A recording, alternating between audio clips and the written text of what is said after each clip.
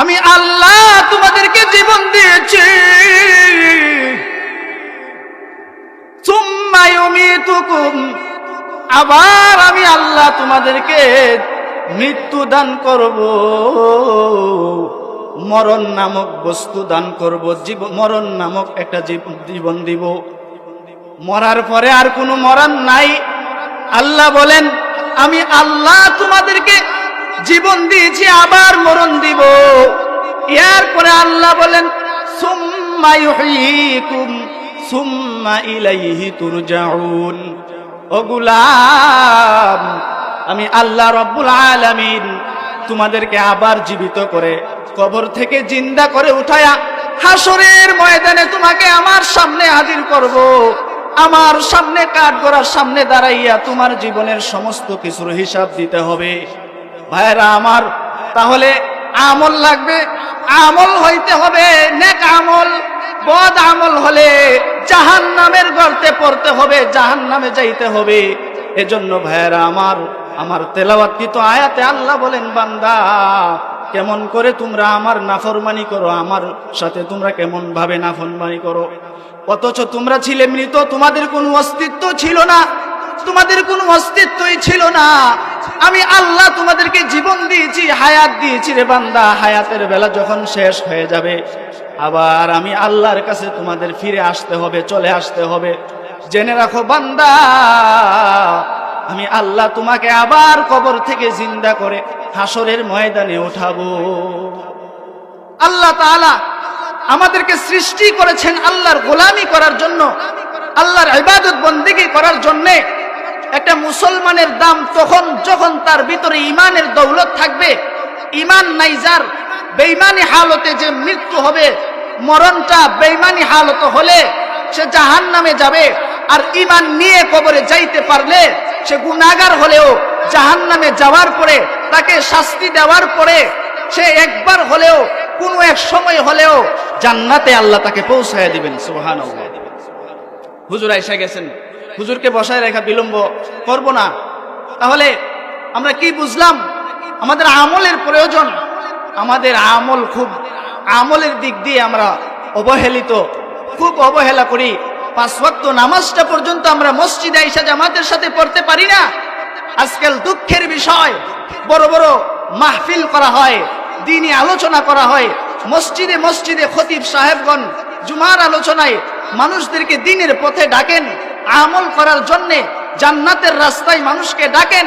অথচ মানুষ এদিকে আসে না। আজকাল মাহফিল খালি দেখা যায়, মাহফিলে মানুষ কম দেখা যায়। আর এখানে যদি একটা গানের আসর জমাইতো, নর্তকীর নাচ এখানে দেখানো হইতো, লক্ষ লক্ষ মানুষ জমা হইতো, ঠিক কিনা বলেন? কিন্তু আজকে কোরআনের মাহফিলে, হাদিসের মাহফিলে, কোরআনের মাহফিলে, ওলামায়ে কেরামদের মজমায়ে মানুষ আসতে চায় না। আমার ভাই, তাহলে আমাদের পুঁজি হলো আমল। এই আমল নিয়ে আমরা যদি কবরে যাইতে পারি, কবরের গাঠি থেকে মুক্তি পাবো। কবর থেকে যে মুক্তি পেয়ে যাবে, সে প্রত্যেকটা ঘাটি থেকে মুক্তি পেয়ে যাবে।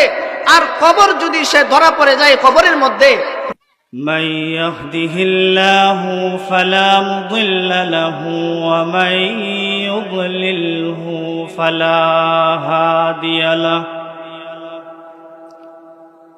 ونشهد أن لا إله إلا الله وحده لا شريك له ونشهد أن سيدنا وسندنا وحبيبنا ومولانا محمدا عبده ورسوله الذي أرسل إلى الناس كافة بشيرا ونذيرا وداعيا إلى الله بإذنه وسراجا منيرا أما بعد فقد قال الله تعالى في كلامه المجيد وفرقانه الحميد أعوذ بالله من الشيطان الرجيم بسم الله الرحمن الرحيم كيف تكفرون بالله وكنتم أمواتا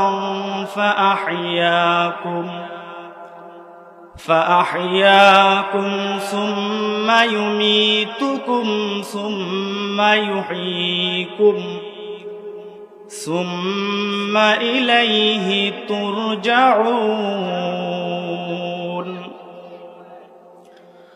بارك الله لنا ولكم في القرآن العظيم ونفعنا وإياكم بالآيات والذكر الحكيم وقال النبي صلى الله عليه وسلم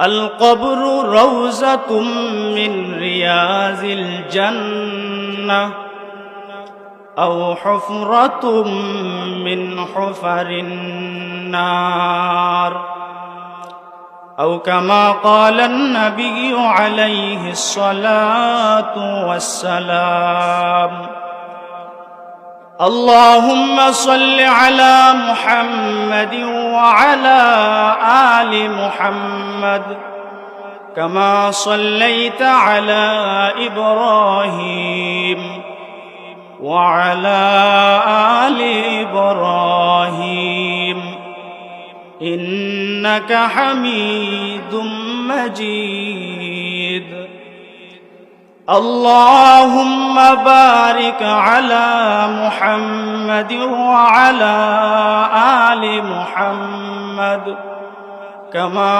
باركت على إبراهيم وعلى آل إبراهيم إنك حميد مجيد الحمد لله সম্মানিত সুধী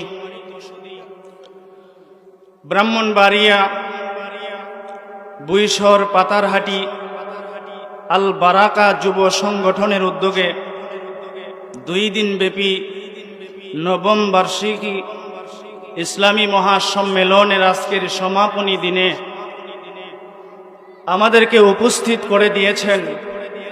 আমরা সেই মহান রব্বুল আলামিনের দরবারে শুকর আদায়ার্থে অন্তরের অন্তঃস্থল থেকে আওয়াজ করে বলি আলহামদুলিল্লাহ।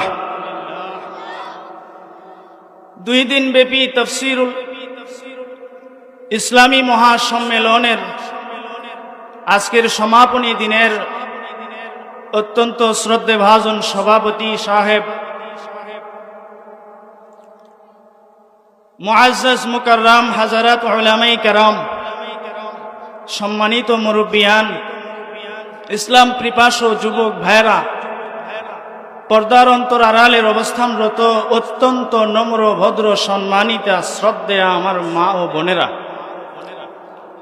মহান আল্লাহ রব্বুল আলামিন আমাদেরকে এই দুনিয়াতে প্রেরণ করেছেন, সৃষ্টি করেছেন একমাত্র আল্লাহর গোলামি করার জন্যে, ঠিক কিনা বলেন? আল্লাহ আমাদেরকে এই পৃথিবীতে পাঠিয়েছেন শ্রেষ্ঠ নবীর উম্মত বানায়া, আখেরি নবী, শ্রেষ্ঠ নবী হযরতে মুহাম্মদুর রাসূলুল্লাহ সাল্লাল্লাহু আলাইহি ওয়াসাল্লামের উম্মত হিসেবে আল্লাহ তাআলা আমাদেরকে দুনিয়াতে পাঠিয়েছেন। এতে আমরা খুশি না বেজার?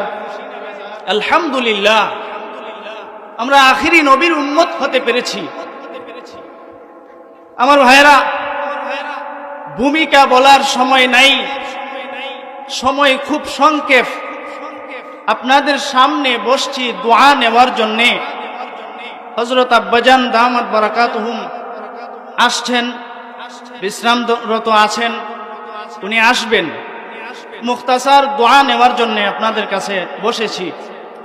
আমি আপনাদের খেদমতে পবিত্র কোরআনুল কারীম থেকে একটি আয়াত তিলাওয়াত করেছি।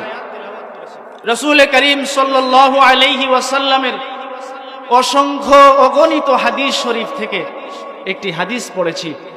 আল্লাহ আমাকে তৌফিক দান করলে এই আয়াত এবং হাদিসকে সামনে রেখে কিছু কথা বলার চেষ্টা করব। ওমা তৌফিকি ইল্লা বিল্লাহ। আমি আপনাদেরকে অনুরোধ করব, বাবারা, ভাইয়েরা, আপনারা একটু আগায় আগায় সামনে বসেন।